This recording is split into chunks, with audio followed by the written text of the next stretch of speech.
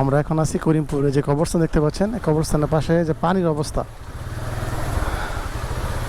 অনেক বাজে রকমের অভিজ্ঞতা। এখানে পানি একদম, এখানে পানি নিষ্কাশনের ব্যবস্থা খুবই দুর্বল।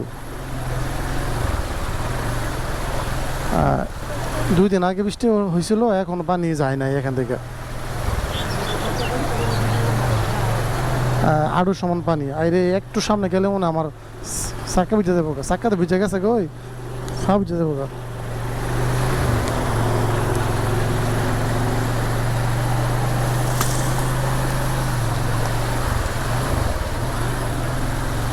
ঈদগার সামনে পানির অবস্থা এমন, এটা কেউ দেখে না।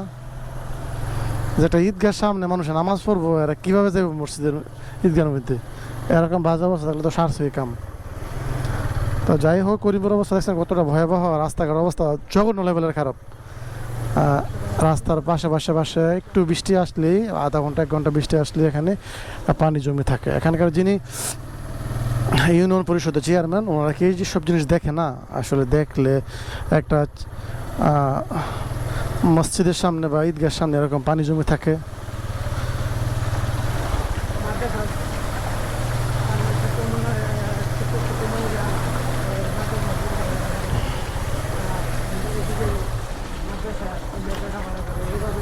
গাড়িটা কালকে ধুইছিলাম আলত ভাই, দেখছেন? গাড়িটা কালকে ধুইছিলাম, ধোয়ার পরে অবস্থা কি খারাপ হয়েছে।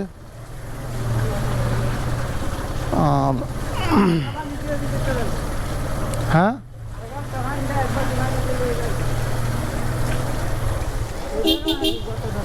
মাঝে থাকতে ধইরা এই পর্যন্ত